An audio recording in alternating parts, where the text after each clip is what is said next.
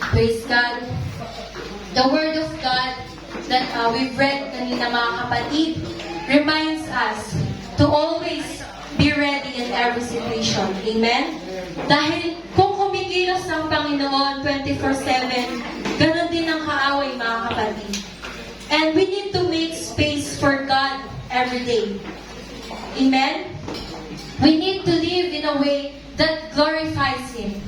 Dahil kung hindi mga kapatid, magkakaroon ng puwang ang kaaway to destroy us and to distract us. Sabi nga, kung hindi natin pupunuin ang salita ng Panginoon ang ating isipan, mapupuno to ng anxiety. Amen? And we need to search our hearts, mga kapatid, if we are still connected to the Lord. Pwede tayong magpuri, pwede tayong manalangin, pwede tayong umiyak, but it doesn't mean that there's still fire within us. Hindi porket umiiyak tayo sa Panginoon, hindi porket lumuluhod tayo sa Panginoon, hindi porket sumasamba tayo sa Panginoon, there's still anointing. Praise God. Kailangan nating suriin ang puso natin, mga kapatid. Kailangan nating suriin na kung ang mga bagay ba na ito ay ginagawa pa rin natin para sa Panginoon or dahil nakasanayan na lang natin. Amen?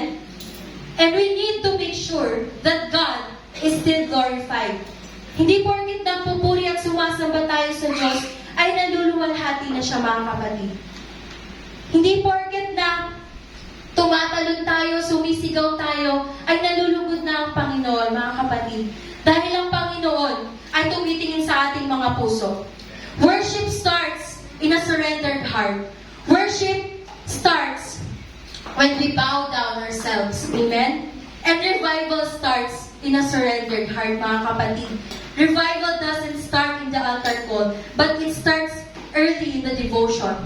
Praise God. God is already seeking us right now. God is already searching our hearts right now. And He's looking in the space for Him in our hearts, mga kapatid. Kaya, hindi tayo pwedeng papatay-patay, mga kapatid. Hindi tayo pwedeng palate-late dahil devotion lang ito. Dahil dito pala, mga kapatid, nandito na ang presensya ng ating Panginoon.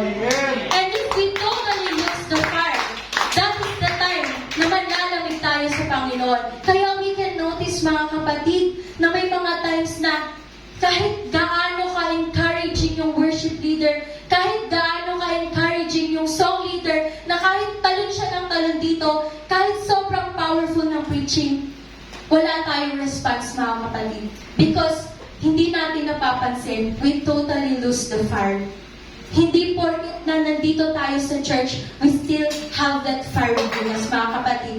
Kagaya nga ng sinabi sa Colossians chapter 2, verse 6 to 7, as ye have therefore received Christ, Jesus the Lord, so walk ye in Him, rooted and built up in Him, and established in the faith, as ye have been taught, abounding therein with thanksgiving, mga kapatid. Hindi lang tayo dapat nagsisimba, mga kapatid. Hindi tayo dapat nakikinig lamang ng salita ng ating Panginoon.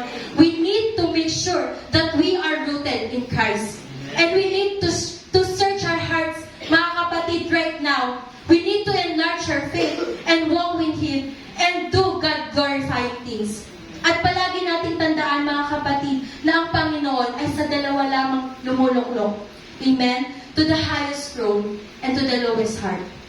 At kailangan, mga kapatid, sa mga oras nito, early in this devotion, praise God, ipasuri natin ang ating mga puso sa ating Panginoon. Ipasuri natin kung yung mga bagay na ginagawa natin, na kung yung pagsimba natin, na kung yung pagpupuri natin, na kung yung pagtalon natin, mga kapatid, sa Panginoon, yung pagsigaw, hallelujah, ay ito ay nakalulili pa sa ating Panginoon. Because, nakakatakot, mga kapatid, kung we're doing this as a routine, not to glorify Him. Amen.